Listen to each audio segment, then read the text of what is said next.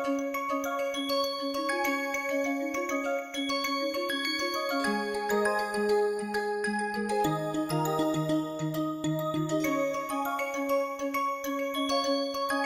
in our minds, let us make this transition now. So x you think of as t, time. So instead of a curve in space, it's now a trajectory in time. So your independent variable is time, okay, some dynamic object, because that's what we do in mechanics, how velocities and accelerations and trajectories evolve with time, right? Okay, so wherever we had y, we're going to call it, let's say, q of t, the position, okay. Typically in your mind in 3D, you can think of this as maybe q superscript x, right? The subscripts we have reserved for partials, so let's not get them confused.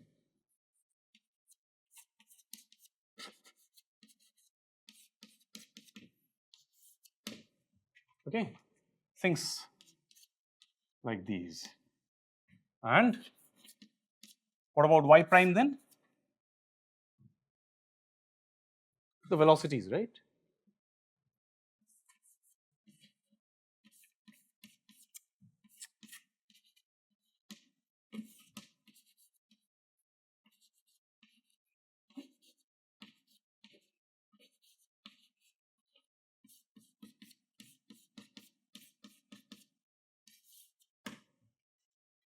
Right. Okay, let's just think of Newtonian mechanics. The rate of change of momentum is what? Equal to force. So if you have a potential in a, or a field, potential field in a certain domain, let's say it's gravitational or electrostatic, electromagnetic, here's how we write the same, right?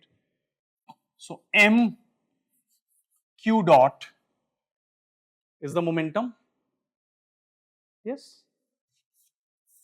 So the rate of change of this momentum is equal to the externally applied force. Let's say the potential at a point q is given by u as a function of q, okay, the potential at different points. You can think of the potential like, if there is no potential, then the entire thing is equipotential, it's like flat. If you're building a potential, it's like you have a sheet of rubber, let's say, and you throw a heavy ball in it, then it creates a depression. Now at every different point on that, due to the depression caused by that ball, heavy ball, you have a different potential perhaps. So that flat sheet now gets warped. So then in that case, the u will change with respect to wherever you are located in your space, spatial coordinates, okay. So this is given by this expression, isn't it? Yeah, isn't it the gradient? Yeah, seems familiar, no? This is the Newtonian paradigm.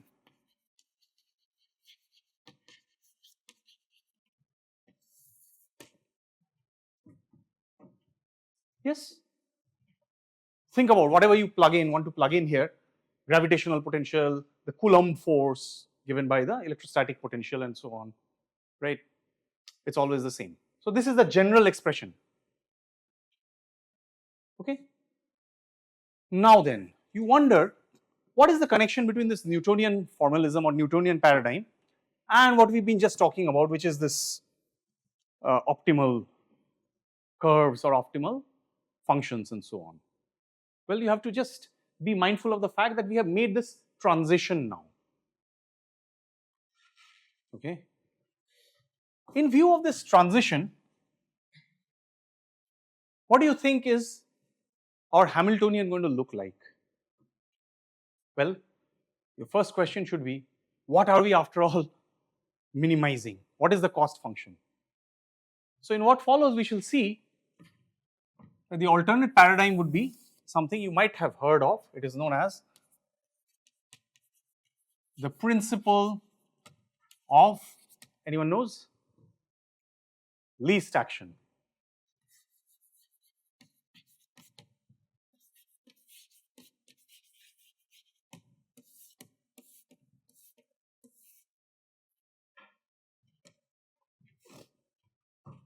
What is this principle of least action? And to begin with, what is this action business going on even? Now, think of this. Let's say the kinetic energy of a particle, you know what that is? Half mv squared. In view of these variables that we have defined here, what is the kinetic energy? So let's use T to denote the kinetic energy. So what is this?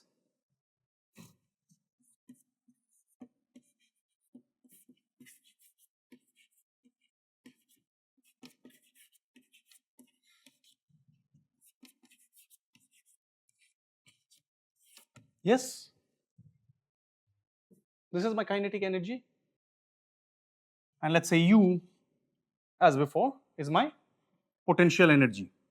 U as a function of Q, of course. In the gravitational field, you know that it's mgh in case of the height from the flat earth, or distance from the center of the earth, essentially. Right, so it's a function of Q, not of Q dot, right? So it's a function purely of Q. So this is my potential energy.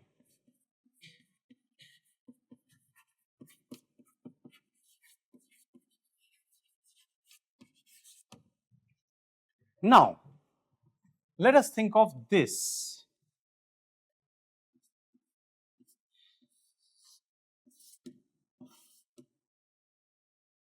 Okay.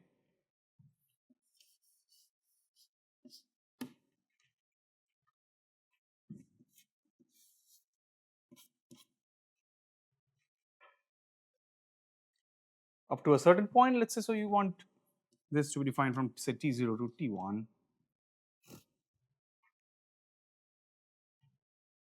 This is known as, again, anyone knows the name?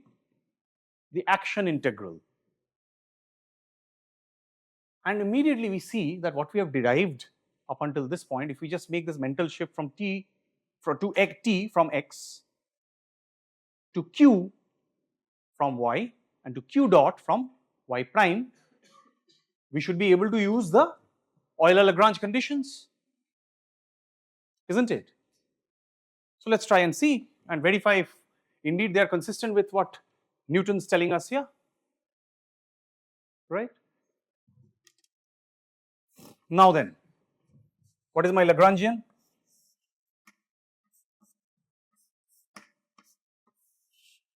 And what's the Euler-Lagrange condition in terms of this new variables that we have defined here? Partial of L with respect to Y is no longer here, so it's Q. Yes. Now this, because Q is a 3 tuple, this is basically component wise partials. So L with respect to Qx, L with respect to Qy, L with respect to Qz, it's a 3 tuple in the 3D space, if you're considering it like so. This is equal to, the Euler-Lagrange equation, d dt of, yes, partial of L with respect to Q dot. Fantastic. This is what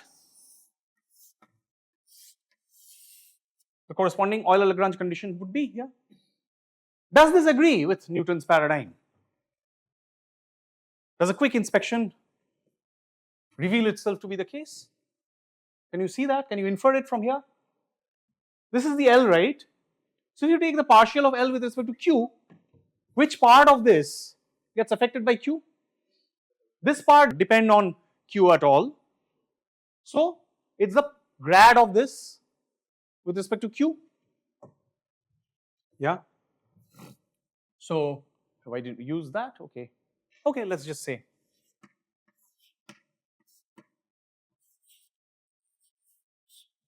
But with a negative sign, of course. and this is equal to, so essentially this is leading me to this condition here, right. The right hand side, does this agree? This is the only part that is dependent on q dot. So term by term, if you take partials, the 2 gets pulled outside, 2 and half cancel each other, and you are left with m qx dot as the first tuple, m qy dot, m qz dot. In other words, in short, you have d dt of m q dot. So what's the end of this story here suggesting to us? That essentially all that this Newtonian paradigm told us was some minimization of the action integral. So optimization or optimal stuff, optimal things are at the heart of what nature does. As we've seen, light does it, tries to get from one point to the other in the shortest possible amount of time. Everything is governed by this principle of least action. Yeah, and where the action is given by something such as this. Okay. Now let us get back to the special cases that we had, which is the no x and the no y. The no x here would mean the no t. So it doesn't explicitly depend on t. What would you say when this object does not explicitly depend on t? What does it essentially mean? What is it that immediately comes to mind? Well, look, this one is anyway not dependent on t. What could have actually fluctuated with t is a potential. Think of an electric field, an electrostatic field that you create, and let's say you now keep playing around with the voltage, or you keep playing around with the potential. So there's a fluctuation. So the field fluctuates with time. In such a situation, it would not be a conservative field anymore, right? So if you have a conservative field, there is no fluctuation with respect to time. It is invariant to translations in time. Okay. So the no t situation, it's not, it's the no t situation, and the other is the no q situation. What is the no q situation telling you? That the potential is not changing spatially. That means everything is an equipotential surface. So there is no externally applied field here. If you go from one point to the other, you will not face any attraction, repulsion, nothing, because every point on the space that you are considering is an equipotential, the same potential, right? And then what remains conserved in these cases? In the no x and the no y situation, what remain conserved here? In the no x situation, the Hamiltonian, right? The Hamiltonian now in this case would be what exactly? Yeah? Okay, yeah, you're right, but we'll still have to derive it. I mean, it's not very difficult to see what it would be. Let's just write that. So it is p dot, okay, y prime, even I'm getting into the bad habit, right? So it's q dot minus the L. So that's this. So minus t plus u. So t, I can just write it like that, half m q dot x squared plus q dot y squared plus q dot z squared, yeah, plus u. What is this? The p is nothing but mq dot, right? So mq dot q dot is mq dot squared, or if it's a dot product then it's just an inner product. So what would this entail?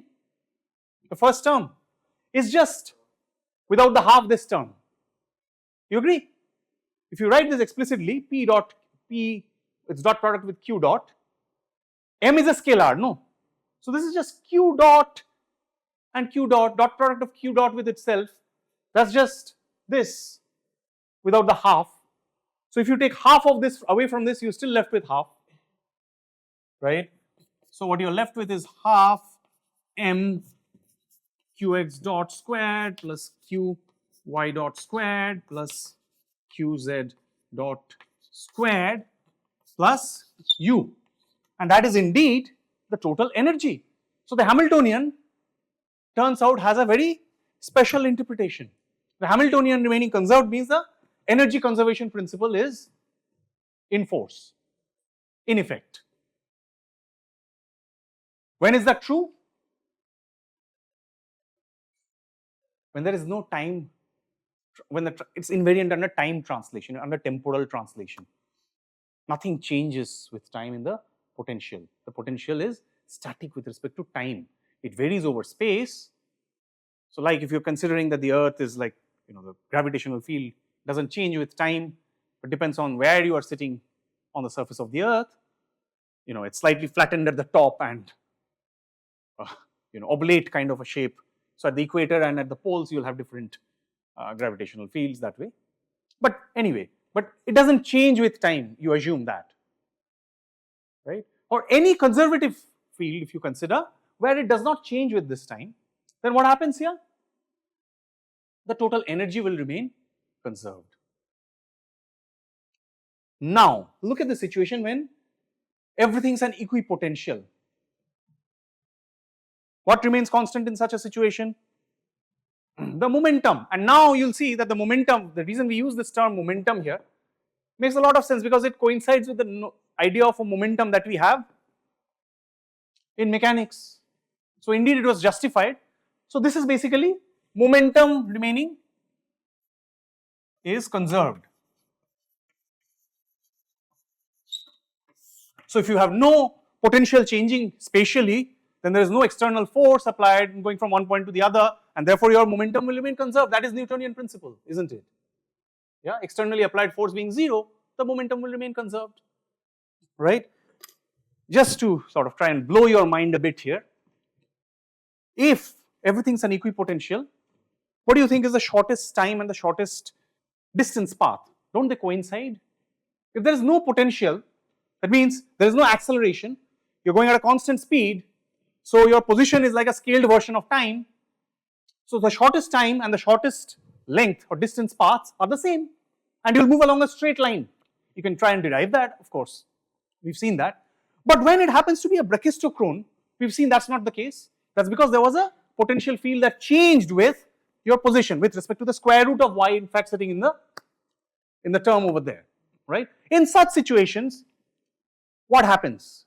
Viewed as a curved space, a space that is curved according to the potential, it is still a straight line.